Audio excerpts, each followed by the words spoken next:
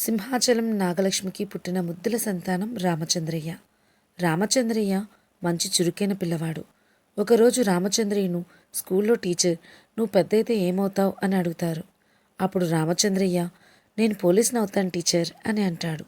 "నువ్వు పోలీసే ఎందుకు అవ్వాలనుకుంటున్నావు" అని టీచర్ అడిగితే, "ప్రజలను రక్షిస్తూ అందరి చేత గౌరవాన్ని పొందుతున్న పోలీసులంటే నాకు చాలా ఇష్టం టీచర్. మా తాతయ్య చిన్నప్పుడు పోలీస్ అవ్వాలని అనుకునేవారంట, కానీ కాలేకపోయారంట" అని మా నాన్నగారు చెప్తున్నారు. "అందుకే నేను పోలీసుని అవుతాను టీచర్" అని అంటాడు. రామచంద్రయ్య పెరిగి పెద్దవాడై క్రమశిక్షణతో చదువుకుంటూ ఉంటాడు. కొడుకు పోలీస్ అవ్వడానికి సింహాచలం తన పొలంలో కొంత పొలాన్ని అమ్మి మరీ ట్రైనింగ్లకి వాటికి డబ్బు ఖర్చు పెడతాడు. ఆ విధంగానే రామచంద్రయ్య కూడా కష్టపడుతూ పాస్ అయి ఐపీఎస్ ఆఫీసర్ అవుతాడు. రామచంద్రయ్య తన వృత్తిని గౌరవిస్తూ చక్కగా పనిచేస్తూ అందరి దగ్గర మన్ననలు పొందుతూ ఉండేవాడు. అలా కొంతకాలం గడిచింది. రామచంద్రయ్యకు సుజాత అనే అందమైన అమ్మాయినిచ్చి పెళ్లి చేస్తారు. సుజాత లాయర్ ప్రాక్టీస్ చేస్తూ ఉంటుంది. కొంతకాలానికి వారిద్దరికీ 2 పిల్లలు పుడతారు, బాబు, పాప. ఒకరోజు రామచంద్రయ్య డ్యూటీలో ఉండగా కొంతమంది భిక్షగాళ్లను చూస్తాడు. వారి దగ్గరికి వెళ్ళి ఇలా అడుగుతాడు, "ఏమయ్యా, కాళ్ళు చేతులు బాగానే ఉన్నాయి కదా, ఏదైనా పని చేసుకోవచ్చు కదా" అని అంటాడు. భిక్షగాడు, "అయ్యా, మేము కాయ కష్టం చేసుకుని బ్రతికేవాళ్ళం, బిల్డింగు పనులకు వెళ్ళేవాళ్ళము కూడా. మాకన్నా మిషన్లే వేగంగా పనిచేస్తున్నాయని మమ్మల్ని పనిలోకి రావద్దు అన్నారు. పని లేకపోతే డబ్బులు ఎలా వస్తాయ్యా? ఆకలి బాధ తట్టుకోలేక ఇలా అడుక్కోవాల్సి వస్తుంది. మాకు ఇప్పుడే తెలిసిందయ్యా, ఈ అడుక్కునే వారిలో కూడా రాజకీయాలు ఉంటాయి అని. ఒక గుడి దగ్గర ఉన్నవారు వేరొక గుడి దగ్గరికి వెళ్ళకూడదు అని. అందుకే ఇలా రోడ్డు మీదకి వచ్చి అడుక్కోవాల్సి వస్తుందయ్యా" అని అంటాడు. అప్పుడు రామచంద్రయ్య, "అవునా, ఏమైనా పనులు అప్పచెప్తే చేస్తారా" అని అడుగుతాడు. భిక్షగాడు, "ఓ, తప్పకుండా చేస్తామయ్యా. ఎక్కడ పని ఉన్నా చెప్పండి, కష్టపడ్డానికి సిద్ధంగా ఉన్నాము" అని అంటాడు. అంతలో పక్కనే ఉన్న భిక్షగాడు, "అరే, రోజంతా కష్టపడితే గాని 200 రావురా. మనం ఇలా అడుక్కుంటే ఏం కష్టపడకుండా 200 నుండి 300 వరకు సంపాదించుకోవచ్చురా. నేనైతే రానురా" అని అంటాడు. అప్పుడు ఈ భిక్షగాడు, "అరే, అడుక్కుంటూ అందరి దగ్గర భిక్షమెత్తుకొని ఎన్ని రోజులురా ఉంటాం? కొందరు ఇష్టంతో వేస్తున్నారురా, మరికొందరు కసురుకుంటూ వేస్తారు. ఇంకొంతమంది మనల్ని అంటరాని వాళ్ళ కట్టి దూరం నుండే డబ్బులు విసిరి వెళ్ళిపోతూ ఉంటారు. అంత భరించే బదులు ఈ అయ్యగారు మనకు పని ఇప్పిస్తానంటున్నారు, పదరా చేసుకుందాం" అని అంటాడు. అప్పుడు ఈ భిక్షగాడు, "సరేరా, నీ మాటలు ఎందుకు మని మంచి కోసమే ఉన్నాయి, వెళ్దాంలేరా" అని అంటాడు. అలా వాళ్ళలో వాళ్ళు మాట్లాడుకుని రామచంద్రయ్యతో పనికి వస్తామంటారు. రామచంద్రయ్య వారిని తనకు తెలిసిన మేస్త్రి దగ్గరికి తీసుకుని వెళ్ళి అప్పచెప్తాడు. వాళ్ళు రామచంద్రయ్యకు కృతజ్ఞతలు చెప్పి వెళ్ళిపోతారు. జరిగిందంతా ఇంటికి వెళ్ళి రామచంద్రయ్య తన భార్య సుజాతతో చెప్తాడు. సుజాత తన భర్త చేసిన పనికి ఎంతో మెచ్చుకుంటుంది. అలా కొన్ని రోజులు గడిచాయి. ఒకరోజు రామచంద్రయ్య తన పని మీద బండి మీద వెళ్తుండగా ఎవరినైతే పనిలో పెట్టాడో వాళ్ళు మళ్ళీ అడుక్కోవడం చూస్తాడు. వాళ్ళ దగ్గరికి వెళ్ళి ఇలా అడుగుతాడు, "అదేంటి, మీరు మళ్ళీ ఈ పనిలోకి దిగారు" అని. అప్పుడు వాళ్ళు, "అయ్యా, మీరు ఇప్పించిన పని అయిపోయింది, ఇంకా ఎక్కడా మాకు పని దొరకలేదు. కడుపు ఆకలికి మళ్ళీ ఈ దారినే ఎంచుకోవాల్సి వచ్చింది" అని అంటారు. ఇంకా ఇలాంటి వాళ్ళకు నేను ఏం చేయాలో నాకు అర్థం కావడం లేదు అని ఆలోచించుకుంటూ అక్కడి నుండి వెళ్ళిపోతాడు. మరుసటి రోజు రామచంద్రయ్య తన కుటుంబంతో కలిసి తన సొంత ఊరు అమ్మవారి పండుగ జరుపుకోవడానికి వెళ్తాడు. అక్కడ ఒక పెద్ద మనిషి రామచంద్రయ్యకు ఉన్న భూమి గురించి, ఆస్తుల గురించి వివరిస్తాడు. "ఒరేయ్, ఇదిగోరా నీ పొలం, ఇదే, అది కూడా నీదే. నీకు ఈ ఉద్యోగం కోసం మీ నాన్న బంగారం లాంటి ఈ భూమిని అమ్మేశాడ్రా. రామా, అదిగో అదిగో అదిగో, ఆ 2 ఎకరాలు మాత్రమే నీకు మిగిలాయి" అని అంటాడు. రామచంద్రయ్య పోనీలే తాత, నాకు ఈ 2 ఎకరాల భూమి చాలు అని అక్కడి నుండి వెళ్ళిపోతాడు. రాత్రి నిద్రపోయే సమయంలో రామచంద్రయ్య తన 2 ఎకరాల భూమి గురించి ఆలోచిస్తూ ఉంటాడు. అప్పుడు తనకి ఒక మంచి ఆలోచన వస్తుంది. వెంటనే భార్య దగ్గరికి వెళ్ళి ఇలా అంటాడు, సుజాత, నాకు ఒక ఆలోచన వచ్చింది. మనకున్న 2 ఎకరాల భూమిలో వ్యవసాయం చేద్దాం అని అంటాడు. అప్పుడు సుజాత, అయ్యో, ఈ వ్యవసాయం పనుల గురించి అవగాహన నాకు లేదు, మీకు లేదు. అయినా అంత తీరిక మనకెక్కడ ఉందండి. అయినా ఎందుకండి ఈ వ్యవసాయం గురించి మనకు? ఇందులో ఖర్చు ఎక్కువ, లాభం తక్కువ ఉంటుంది. చక్కగా అపార్ట్మెంటుకు లీజుకిద్దాం, దాని ద్వారా మనకు డబ్బులైనా వస్తాయి అని అంటుంది. అయ్యో సుజాత, నా ఆలోచన విను ముందు. ఈ భూమిలో పంటలు పండిస్తే నాకేదో డబ్బు వస్తుందని కాదు, 10 మందికి పని దొరుకుతుంది అని. మనకెందుకు ఇంకా ఎక్కువ డబ్బులు చెప్పు? నువ్వు సంపాదిస్తున్నావు, నేను సంపాదిస్తున్నాను. ఆ డబ్బులు మన ఖర్చులకు, సేవింగ్స్కు సరిపోతాయి కదా. ఈ పొలంలో వ్యవసాయం చేస్తే 10 మందికి మనం పని ఇప్పించిన వాళ్ళం అవుతాం. ఏమంటావు అని అంటాడు. అప్పుడు సుజాత, బాగానే ఉంది. ఇప్పుడు అందరూ చదువుకునే ఉద్యోగాలకి వెళ్తున్నారండి. కానీ ఇలాంటి మట్టి పనులకు ఎవరొస్తారనుకుంటున్నారు మీరు అని అడుగుతుంది సుజాత. రామచంద్రయ్య, అయ్యో సుజాత, కూటి కోసం కోటి విద్యలు అని అంటారు. ఏ పని దొరకక రోడ్ల మీద భిక్షగాళ్ళగా చాలామంది ఉన్నారు. అలాంటి వాళ్ళకి మనం ఆసరా కల్పించుకుందాం అని అంటాడు రామచంద్రయ్య. ఆ మాటలు విన్న సుజాత, ఏమండి, వాళ్ళు చేస్తారని మీకేమైనా నమ్మకంగా ఉందా? ఎందుకంటే నాకైతే నమ్మకం లేదు. కానీ మీరు తీసుకునే ఆలోచన మనుషుల అభివృద్ధికై ఉంది. దానికి నా మద్దతు ఎప్పటికీ ఉంటుందండి అని అంటుంది. రామచంద్రయ్య, సుజాత, ఉన్నారు, వాళ్ళు చేస్తారన్న నమ్మకం కూడా నాకు ఉంది. కానీ ముందుగా ఈ భూమి మీద పంట పండించడానికి మనకైతే కొంత డబ్బు పెట్టవలసి ఉంటుంది. దానికి నీ అవసరం కూడా చాలా ఉంది అని అంటాడు. సుజాత, ఎలా అండి అని అడుగుతుంది. సుజాత, ఈ నెల నుండి 8 నెలలు నా జీతం నీకు ఇవ్వలేను. నీ జీతంతోనే ఈ 8 నెలలు ఇంటిని గడపాలి.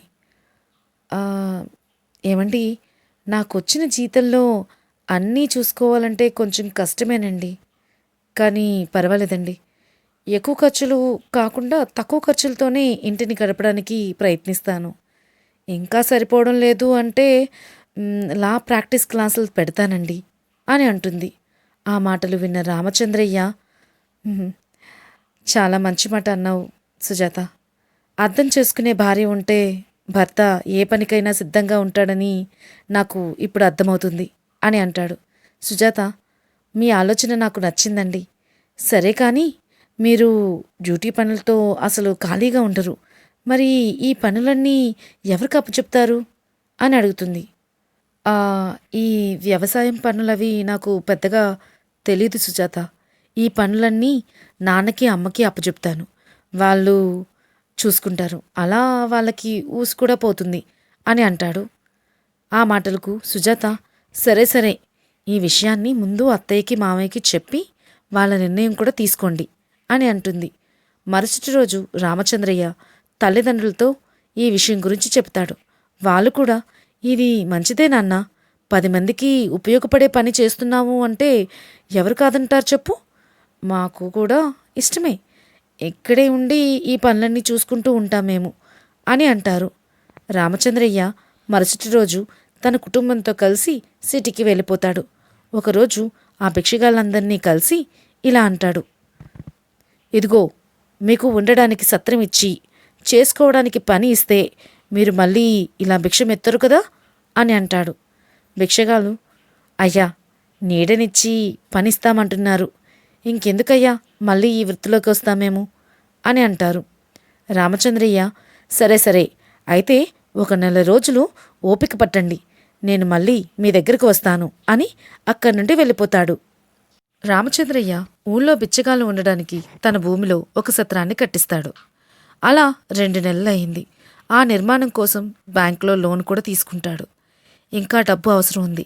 వ్యవసాయం చేయడానికి ఏం చేయాలా, డబ్బు ఎక్కడి నుంచి తీసుకురావాలా అని ఆలోచిస్తూ ఉంటాడు. అలా ఒకరోజు రామచంద్రయ్య తన డ్యూటీలో ఉంటుండగా కొంతమంది 18, 19 సంవత్సరాల మగపిల్లలు రోడ్ల మీద, గోడల మీద కూర్చుని నవ్వుకుంటూ కనిపిస్తుంటారు. వాళ్ళని చూడగానే రామచంద్రయ్యకు ఒక ఆలోచన వచ్చింది. తన పక్కనే ఉన్న సహ ఉద్యోగితో ఇలా అంటాడు, రే ప్రసాద్, ఒకసారి అలా చూడరా, ఆ పిల్లలు ఎలా ఊసులాడుకుంటున్నారు, వాళ్ళ అమ్మా నాన్నలు ఎంతో ఆశలతో పెంచుకుంటూ ఉంటే. అప్పుడు ప్రసాద్, అవునరా రామచంద్ర, మనం మాత్రం ఏం చేయగలం చెప్పు అని అంటాడు. అప్పుడు రామచంద్రయ్య, అరే ప్రసాద్, నా దగ్గర ఒక మంచి ఆలోచన ఉందిరా అని అంటాడు. ప్రసాద్, ఏంట్రా అది అని అడుగుతాడు. అప్పుడు రామచంద్రయ్య, ఇలాంటి పిల్లలకు మనం పిలిపించి వాళ్లకు ఫిజికల్ ట్రైనింగ్ శిక్షణ ఇద్దాంరా అని అంటాడు. ప్రసాద్, అంత తీరిక మనకెక్కడుంటుందిరా చెప్పు, అయినా దీనికి ప్రభుత్వ అంగీకారం కూడా ఉండాలి. ఇంకొకటి, ఉచితంగా చెప్పాలి అంటే ఎవరు ముందుకొస్తారు చెప్పు అని అంటాడు. అప్పుడు రామచంద్రయ్య, లేదురా, యువత కోసం ఒక మంచి ఆలోచన చేశామని ప్రభుత్వం కూడా దీనికి అంగీకరిస్తుంది. ఇక ట్రైనింగ్ గురించి అంటావా, ప్రభుత్వానికి ఇది కూడా చెప్పుకుందాం, ప్రతి ఒక్కరి దగ్గర 200 రూపాయలు వసూలు చేసుకుందామని. అప్పుడు ప్రసాద్, సరేరా, నువ్వన్నట్టు ప్రభుత్వానికి అప్పీల్ పెట్టుకుందాం దీని గురించి, కానీ పిల్లలందరికీ ఎక్కడ నేర్పిస్తాం అని అడుగుతాడు. దానికి రామచంద్రయ్య, అరే ప్రభుత్వ కాలేజ్ గ్రౌండ్లో నేర్పించుకున్నారా, సాయంత్రం 6 గంటల నుండి రాత్రి 8 గంటల వరకు, ఎందుకంటే పిల్లలు కాలేజీల నుంచి అప్పుడే వస్తారు కాబట్టి అని అంటాడు. ఇదేదో బాగానే ఉందిరా, అవునరా, ఖాళీగా తిరుగుతున్న యువతికి తీసుకొచ్చి ఇలా నేర్పించుకుందాం అని అంటాడు. అప్పుడు ప్రసాద్, రామచంద్రయ్య, అందరూ కాలేజ్ పిల్లలు కంప్యూటర్ క్లాసులు, ఇంకేవో స్కిల్స్ నేర్చుకోవాలని ఇష్టపడుతూ ఉంటారు, కానీ ఈ ఫిజికల్ ట్రైనింగ్కి ఎవరు వస్తారనుకుంటున్నావు? అసలు ఈ ఫిజికల్ ట్రైనింగ్లు ఎవరు నేర్చుకుంటారు చెప్పు, ఆయన పేరెంట్సే ముందు ఒప్పుకోరు, వాళ్ళే ఇష్టపడరు ఇలాంటివన్నీ నేర్పించడానికి అని అంటాడు. రామచంద్రయ్య, అరే ప్రసాద్, నిజంరా, పేరెంట్స్ కూడా పిల్లలకు ఎటువంటి కష్టం తెలియకుండా అలా కంప్యూటర్ల ముందు కూర్చునే మరమనసుల్లా తయారు చేస్తున్నారు. యవ్వనంలో ఉన్నప్పుడు వారికి ఎటువంటి వ్యాయామ శిక్షణలు ఇవ్వరు, కొంత వయసు అయిన తర్వాత వ్యాధుల బారిన పడుతూ ఉంటారు. అదేదో చిన్నప్పటి నుండే పిల్లలకు కనీసం 1 గంట సేపైనా ఏదైనా వ్యాయామం చేయిస్తూ వారి జీవనశైలిలో ఒక అలవాటుగా మార్చుంటే వాళ్ళు పెద్దయ్యాక రోగాల బారిన పడకుండా ఉంటారా. అందుకని ముందు మనం అడుగు వేద్దాం, ఈ పిల్లలకు ఫిజికల్ ట్రైనింగ్ శిక్షణ ఇప్పిద్దాం, నేను గవర్నమెంట్ నుండి పర్మిషన్ తీసుకుంటానురా అని అంటాడు. సరేరా, నువ్వు ముందు అడుగేస్తున్నావు కాబట్టి నీకు తోడుగా నేను కూడా నిలబెడతాను అని అంటాడు ప్రసాద్. రామచంద్రయ్య గవర్నమెంట్ ఆఫీసుల చుట్టూ తిరిగి పర్మిషన్ తెచ్చుకుంటాడు. ప్రసాద్, రామచంద్రయ్య 16 సంవత్సరాల నుండి 20 సంవత్సరాల గల మగపిల్లలందరినీ ఒక గ్రౌండ్లోకి తీసుకుని వెళ్ళి వాళ్లకు అంతా వివరించి ప్రతిరోజు శిక్షణ ఇవ్వడం ప్రారంభించారు. శిక్షణలో భాగంగా పరుగు, వ్యాయామం, ఫుట్బాల్, వాలీబాల్ వంటి రకరకాల గేమ్స్ను కూడా జతచేశారు. చాలామంది తల్లిదండ్రులు కూడా ఈ శిక్షణలకు జాయిన్ చేయడానికి ముందుకు వస్తున్నారు. అలా ఈ విధంగా వచ్చిన డబ్బులను రామచంద్రయ్య తన భూమి మీద పంటలను పండించడానికి ఉపయోగిస్తాడు. ఊరిలో రామచంద్రయ్య నాన్న కొంత భాగంలో వరి, గోధుమ, జొన్న వేస్తే మరికొంత భాగంలో పండ్ల చెట్లు, ఇంకొంత భాగంలో కూరగాయల చెట్లు, ఈ విధంగా పంటలు పండించడం మొదలు పెడతారు. కొన్ని నెలలు గడిచాయి. భిక్షగాళ్ళు ఎంతో శ్రద్ధతో పనిచేసుకుంటూ డబ్బులు సంపాదిస్తున్నారు. వారి కష్టం వల్ల పంటలు కూడా బాగా పండాయి. రామచంద్రయ్య పంటను అమ్మగా వచ్చిన డబ్బులలో కొంత అప్పులు తీర్చగా, మరికొంత పనివాళ్లకు డబ్బులు ఇవ్వగా, ఇంకొంత డబ్బును వ్యాయామశాలకు కావలసిన వస్తువులు కొనడానికి ఉపయోగించేవాడు. ఒకరోజు సాయంత్రం జొన్న చేనులో నడుస్తున్న రామచంద్రయ్య, సుజాత ఇలా మాట్లాడుకుంటారు. సుజాత, ఈసారి కూడా పంట బాగా చేతికొస్తుందనుకుంటాను అని అంటాడు. సుజాత, వస్తుందండి, ఎందుకు రాదు, మీరు చేస్తుంది చాలా మంచి పనండి. మీకు ఒక విషయం చెప్పాలండి, మీరు అసాధ్యాన్ని సుసాధ్యం చేశారు. రోడ్డు మీద భిక్షగాళ్లకు ఆశ్రయం ఇచ్చి ఖాళీగా ఉన్న భూములను పంటలు పండించి వాళ్ళకి ఆశ్రయం కల్పించారు. ఆకతాయిగా తిరుగుతున్న పిల్లలకు శిక్షణలు ఇచ్చి వాళ్లకు మంచి దారిలో నడిపిస్తున్నారు. అందరి దగ్గర మన్ననలు పొందుతున్నారు అని అంటుంది. అప్పుడు రామచంద్రయ్య, సుజాత, ఈ విజయం నాదొక్కడిదే కాదు, మీ అందరి సహకారం వల్లే ఇదంతా జరిగింది. నువ్వు కూడా ఇవన్నీ మనకెందుకు, మన జీవితం మనం బ్రతుకుదాం అని నిరాశపరిస్తే నేను ముందుకు వెళ్ళేవాణ్ణే కాదు. అమ్మా నాన్నల సహకారం లేకపోతే పంటలు పండించేవాణ్ణే కాదు. ప్రసాద్ తోడు లేకపోతే ఎటు వెళ్లాలో తెలియని యువతకు చేయుతుగా శిక్షణ, వారికి ఆశయాలు నేర్పించేవాణ్ణే కాదు. ఇది మనందరి విజయం అని అనుకుంటూ నడుస్తుంటాడు. ప్రార్థించే పెదవి కన్నా సాయం చేసే చేయి మిన్న అనే మాట ఈ కథలో రామచంద్రయ్య రుజువు చేశాడు కదా. ఈ కథ మీకు ఎలా అనిపించిందో నాకు కామెంట్ ద్వారా తెలపండి. నా కథలను చూస్తూ నన్ను ప్రోత్సహిస్తున్న వాళ్ళందరికీ నా ధన్యవాదాలు. మళ్ళీ ఒక మంచి కథతో కలుద్దాం. ధన్యవాదాలు.